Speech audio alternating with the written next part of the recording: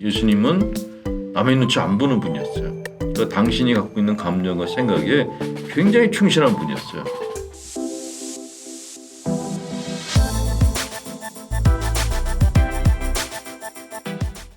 오늘은 특별한 시간을 마련했습니다. 나는 생각보다 괜찮은 사람이라는 책으로 많은 분들에게 위로와 희망의 메시지를 전하신 저자이자 가톨릭 영성심리연구소 소장이신 홍성난 신부님 모셨습니다. 신부님 안녕하세요. 네, 안녕하세요. 예.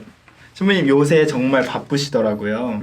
유튜브에서도 많이 뵙고 또 강연 활동도 굉장히 활발하게 하고 계신데 신부님 요즘 어떻게 지내고 계세요? 뭐 일반 사람들 말로 유튜브가 대박이 터져가지고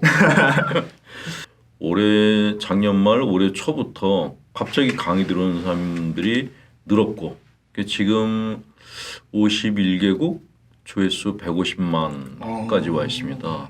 저도 생각지도 못했던 일이었는데 뭐 유튜브가 뜬 것도 기쁘지만은 정말 많은 사람들이 이렇게 영성심리에 대해서 관심을 갖고 있고 자기 마음을 알고 싶은데 갈증을 갖고 있다라는 걸 확인했다는 게 기뻐요.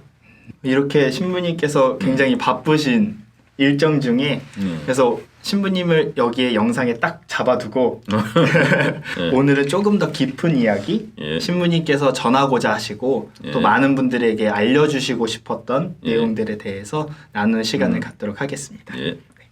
그동안 신부님 강연이나 책에서 보셨던 분들은 아시겠지만 마음 공부라는 표현들이 많이 나왔는데요.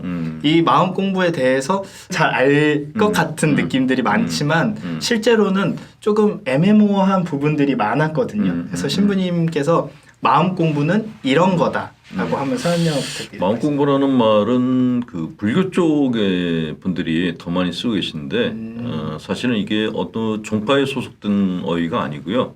그러니까 우리가 몸을 건강하게 하려면은 몸에 대해서 알아야겠죠. 그렇죠. 몸이 뭘 먹였을 때 몸이 가장 건강한가 이런 걸 알려고 하는 것처럼 마음도 똑같다는 거예요. 마음도 그냥 뭐 우리가 마음만 먹으면 바꿀 수 있고 그런 게 아니라 마음도 관리를 해줘야 되는 거예요. 그래서 마음을 다루는 방법을 마음 공부라고 하면서 다른 말로는 이제 심리 치료라고 얘기하는 거죠. 마음의 병을 치유한다고. 제가 하는 일이 바로 그 마음의 병을 치유하는 쪽에 일을 하고 있는 거죠. 마음 공부라는 게 어떻게 보면 돌보지 않았던 내 마음을 그렇죠. 이제 돌보는 거죠. 돌보는 과정이라고 생각을 하면 되겠네요. 저희가 일반적인 수학이나 국어나 영어는 문제집을 풀고 뭐 개념을 공부하고 하면 되는데 신부님께서 말씀해 주신 마음 공부는 어떻게 해야 잘할 수 있는지 그 방법에 대해서 좀 궁금해하시는 분들이 많을 것 같아요. 제가 제 인생은 상담을 공부하기 전과 공부한 후로 나눠진다고 저 스스로 생각해요. 어떻게 나눠지냐면 상담을 공부하기 전에는 저는 역할을 살았어요. 역할. 다른 사람들이 나한테 원하는 역할을 살아준 거예요. 그러니까 부모님이 원하는 자식의 역할, 신자들이 원하는 사제의 역할을 했어요. 그게 나쁜 건 아닌데 문제는 역할에 집중하다 보면은 내가 누군지를 모르게 돼요. 나를 잃어버린 거예요. 그렇죠. 다른 사람들한테 맞춰주다 보니까 다른 사람들이 행복하면 나도 행복한데 다른 사람들이 불행하면 나도 불행해지는 이런 관계에 얽히게 돼요. 그러니까 내 삶이 없어지는 거예요. 그렇죠. 잊어버리게. 내가 누군지도 모르고 뭐 저도 마찬가지로 이제 사제 생활이라는 거에 집중하면서 살아오면서 어느 날인가 신자분들이 내가 사는 삶에 대해서 반응이 좋지 않아지니까 무기력해지는 거예요. 내가 뭐지 하는 생각도 들고 그게 원인이 뭔지도 몰랐는데 그러고 있다가 상담을 받았더니 이제 저를 상담해 준 신부님이 저한테 사제로서 어떻게 살았는가를 묻는 게 아니고 내가 어떻게 살았냐를 묻는 거예요. 신부님의 감정이 뭐고 생각이 뭐냐라고 물어보는데 굉장히 당혹스러웠어요. 그전에는 그렇게 묻는 사람이 없었거든요. 하여간 끊임없이 물어보는 거예요. 느낌이 어떠냐, 생각이 어떠냐. 이게 뭐지? 그랬더니 나중에 보니까 나는 내 생각이나 느낌을 말해본 적이 없었던 거예요. 예를 들어서 이제 밥을 먹으러 갔는데 신자분들이 이제 저한테 이제 뭐 이거 맛있는 거예요, 드세요라고 얘기를 해요. 근데 대부분의 신부들은 자기가 그 음식을 싫어해도 감사합니다 그러고 먹어요. 근데 사제로서 그쵸. 충실해야 그러니까 되니까. 사제의 역할을 하려다 보니까 내 감정이나 욕구는 뒤로 가버리는 거예요.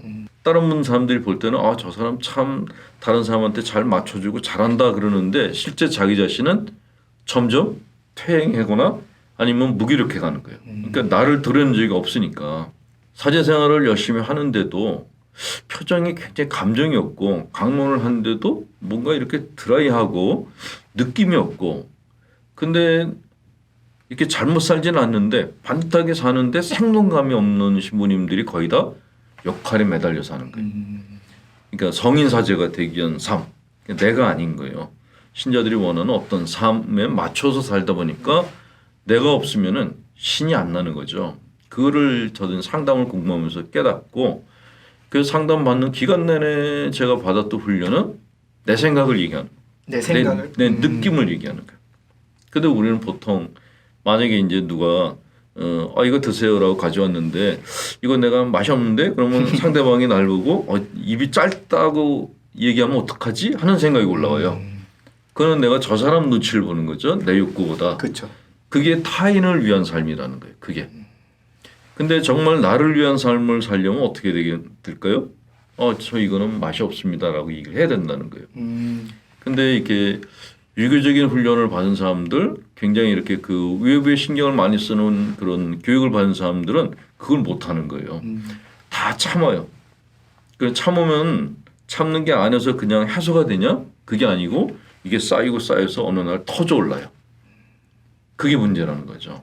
굉장히 전형적인 한국인들이 많이 겪고 옛날 한국인들이 그러니까 예전에 그 우리나라 어른들이 걸렸던 병 중에서 제일 많았던 병이 그래서 화병이에요. 머리에 흰띠 들고 화병은 화를 안 내서 생긴 병이에요. 화는 누구나 다 갖고 있어요. 근데 화를 표현하면은 안 걸리는데 화를 표현을 못 하는 거예요. 내가 화를 냈다가 저 사람이 날 어떻게 볼까? 그거 신경 쓰더라고. 그렇죠. 그러니까 참아야 된다. 뭐 주님도 참으셨으니까 나도 참아야 된다. 이런 도식으로 자기를 몰아붙이니까 안에서 병이 나기 시작하는 거죠. 인간의 마음이나 몸은 그 과부하 걸리면 안 되거든요. 그러니까 모든 걸 참을 수 있는 그 한계량이 있어요. 그걸 넘어서게 되면 이제 과부하 걸리면 나타나는 현상이 신경증이라는 거예요. 머리가 아프거나 뒷목이 땡기거나 가슴이 답답하거나 말이 안 나거나 체하거나 심지어 변을 못 보는 사람도 있어요. 아예 몸에 육체적인 그렇죠. 질병을 가지고 육체적인 질병도 오고 심리적으로도 명랑하지 않죠. 웃을 수도 없고. 근데 그 상태가 조금 더 지속되면 이제 잘못하면 이제 정신병 쪽으로 갈 수도 있다라는 거죠. 그래서 상담을 통해서 자기 자신을 갖다가 표현하는 법을 배웠는데 그게 신앙생활에서도 굉장히 중요하다는 것을 깨달았죠. 사실 예수님은 남의 눈치를 안 본 분이었어요. 어떻게 생각하세요? 우리는 예수님을 닮은 삶을 살자 그러면서 남의 눈치를 보는 삶을 살려고 그러거든요. 그렇죠. 착한 신자가 되려고. 근데 예수님이 정말 착했을까요? 그 당시에? 이 얘기를 들으니까 굉장히 자아가 막 흔들리는. 성경에 보면은 예수님이 성전에 들어가서 환전상들의 상을 뒤집어 엎었다라는 내용이 나와요. 네, 알고 있습니다. 네. 또 바리사이들한테 뭐 바리사라고 타협하거나 그러지도 않으셨어요. 그냥 맞대놓고 얘기를 하셨어요. 직설적으로. 그렇죠. 예수님은 남의 눈치 안 보는 분이었어요. 그 당신이 갖고 있는 감정과 생각에 굉장히 충실한 분이었어요. 그 예수님은 제가 심리학을 공부하고서 복음서를 통해서 예수님을 봤더니 이분은 정말 자유로운 분이었구나 하는 생각이 드는 거예요. 그런 의미에서 신앙인들은 자기 감정과 생각에 충실하는 게 맞다. 그게 복음적인 삶이다라는 거를 제가 책에서 이야기하고 있는 겁니다.